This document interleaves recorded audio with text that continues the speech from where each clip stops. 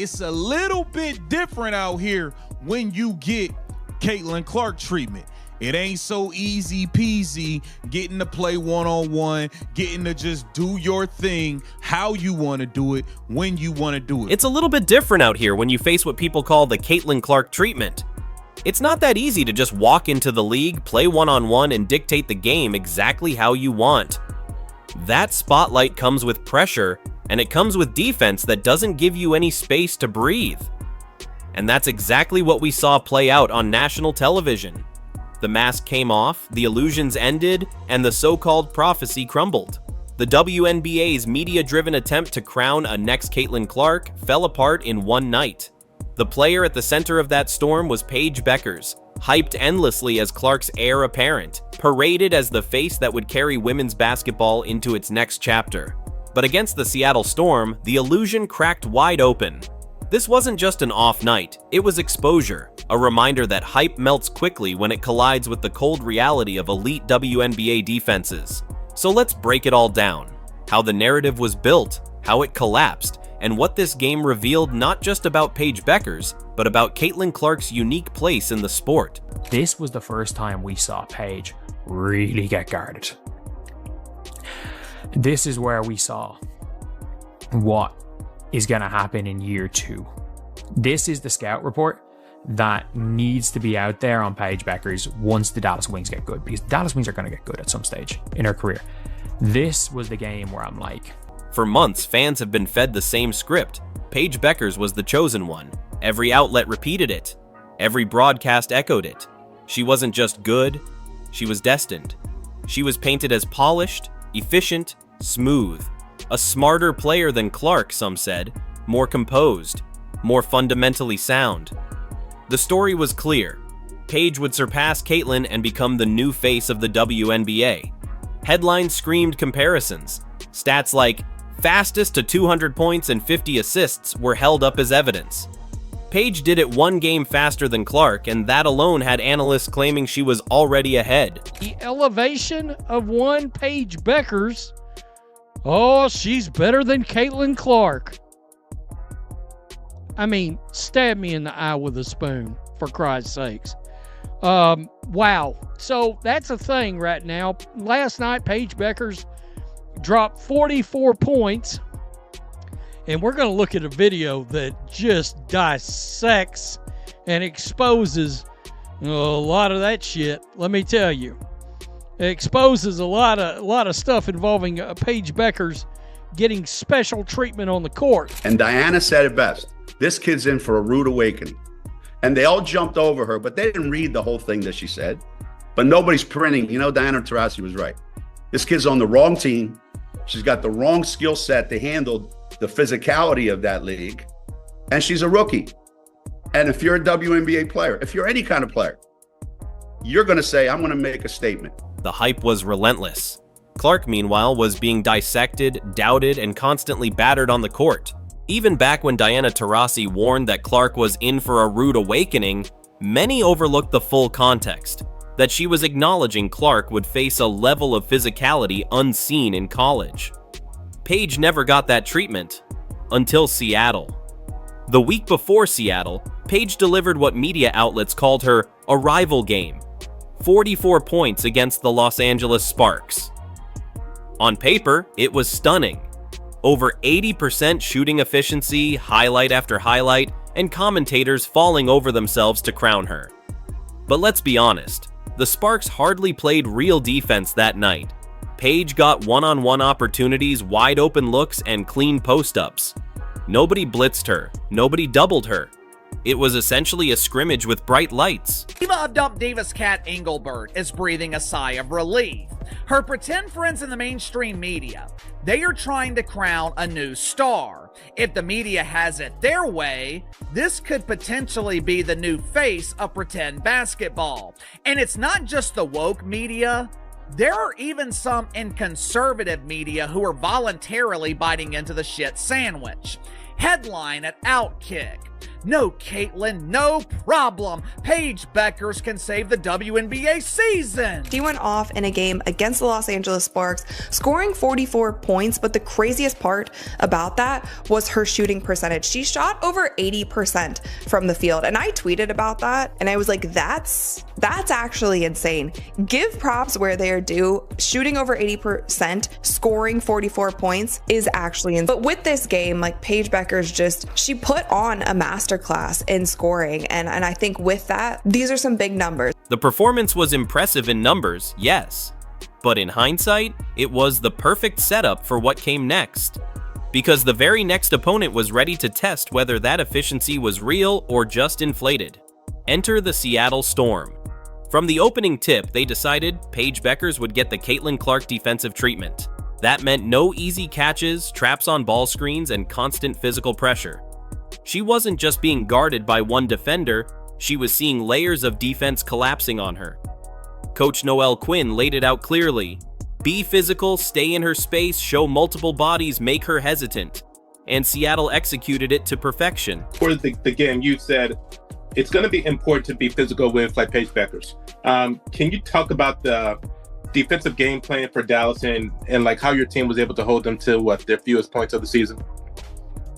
Yeah, it started, with our attention to detail with Paige. I thought, Slim was very physical, stayed in her space, and the actions that we guarded her in, we were very aggressive, showed multiple bodies, and kind of, made her hesitant to use the ball screen a little bit. I thought we rotated well. The result?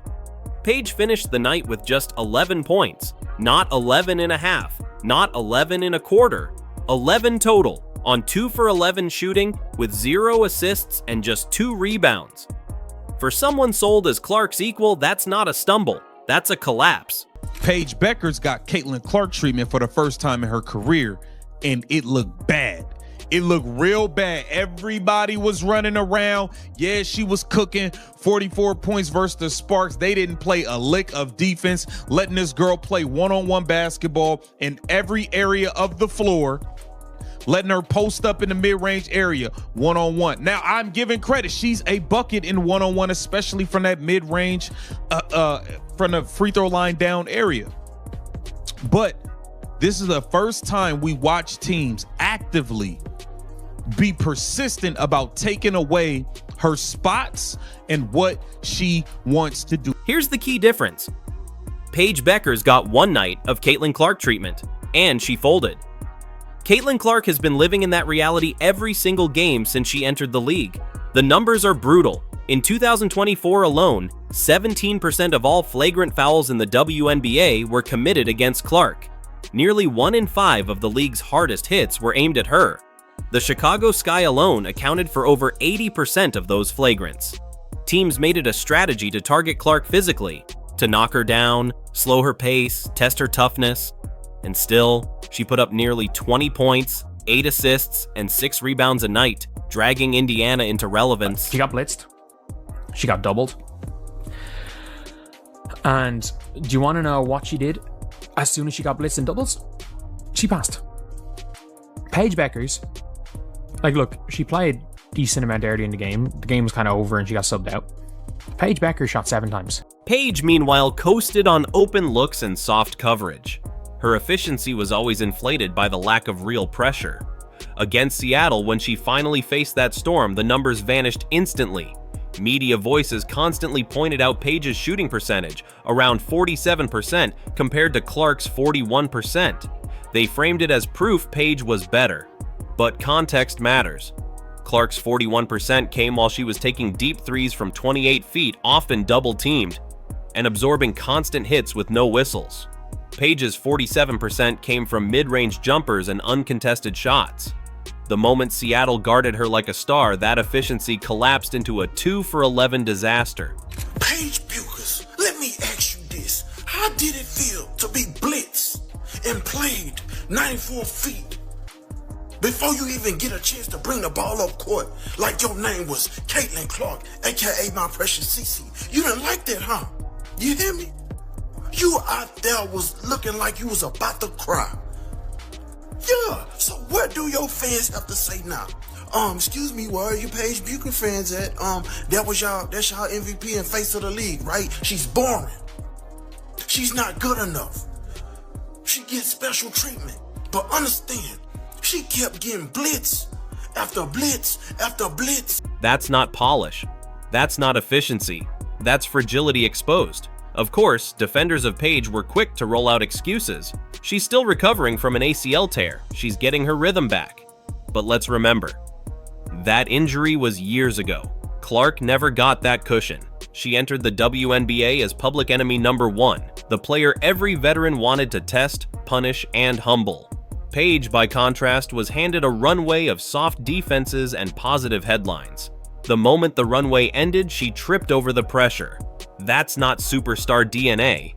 That's a manufactured narrative meeting reality. Look up how the WNBA played against Caitlin Clark in terms of the defensive strategy, in terms of the other basketball teams around the WNBA, what they did against Caitlin Clark versus how they've handled Paige this year. Everybody wants to act like Paige is so much better than Caitlin. They're certainly not playing defense on Paige the way they played on Caitlin. They're certainly not attacking her with unnecessary fouls the way they attacked Caitlin with unnecessary fouls last year. So in the 2024 season, there were 35 flagrant fouls called. Caitlin Clark received 17% of the entire season's flagrant fouls, 17%. I mean, we've seen all the injuries, we've seen all the fights, the MMA fights that the WNBA players have gotten into this year. There haven't been 35 flagrant fouls called. This collapse isn't just about Paige, it's about how the WNBA and ESPN keep trying to manufacture rivalries that don't exist. They want another Caitlin Clark so badly that they're willing to crown anyone who has a big night.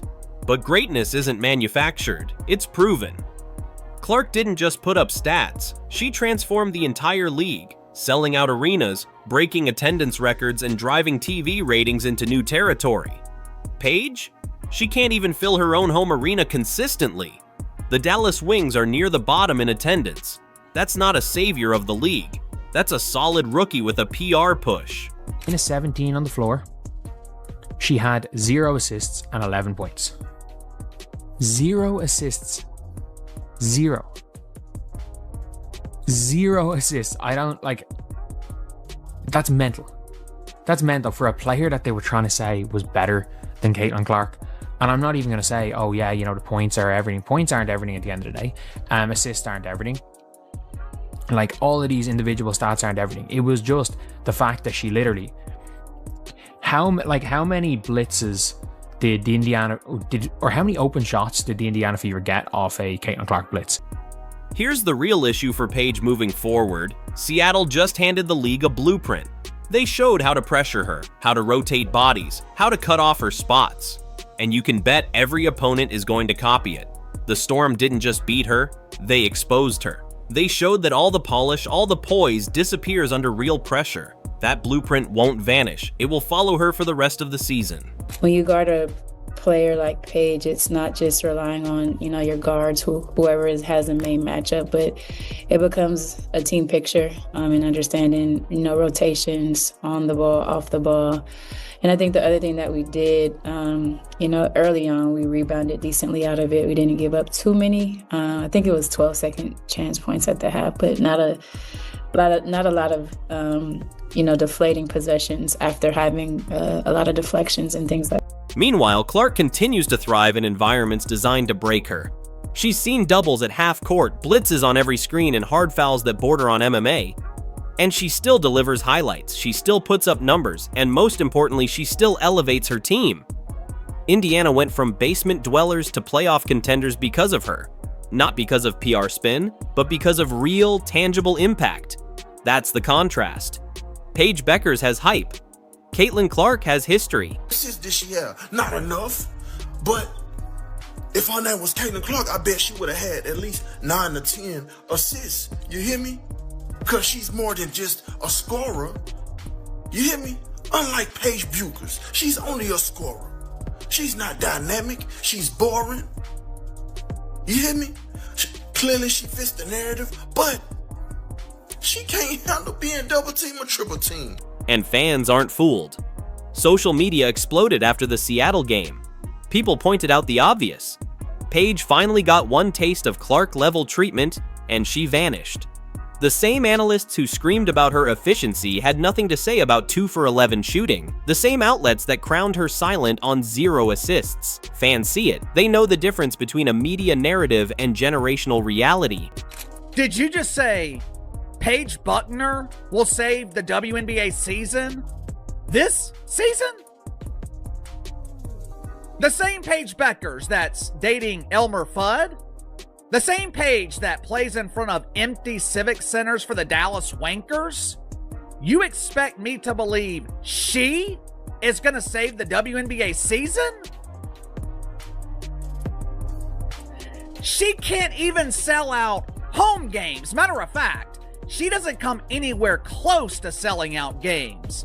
The Wankers rank near the bottom of the league in attendance. August 22nd, 2025 should go down in WNBA history. Not as Paige Beckers' coronation, but as the night the narrative collapsed. The Seattle Storm ripped the curtain back. They showed the hype machine for what it was. And what's left standing is Caitlin Clark. You know what Paige Beckers did every time the blitz came her way? Give up the ball and never look to get it back again. She just gave up. That is what we are talking about. You guys are running around and acting like everybody's getting guarded like Caitlin Clark, and it's just not. It's not the truth. It's not facts at all. It's not facts at all. Paige Beckers finally got a taste of a glimpse of what that tastes like. The gold standard. The player who isn't just surviving pressure, but thriving in it. The one carrying a franchise, driving a league, and rewriting the sport in real time. Paige Beckers is a nice player. She might have a solid career, but she's not Clark. And pretending otherwise insults not just Clark, but the fans who know better. So here's the takeaway. There is no next Caitlin Clark. There's Caitlin Clark, and then there's everyone else. What do you think? Did Seattle officially end the Paige Beckers hype? Or is this just one bad night that got blown up by the spotlight? Let us know in the comments below. Like, subscribe, and turn on all notifications so you never miss out. And click the video on the screen now. We'll see you there.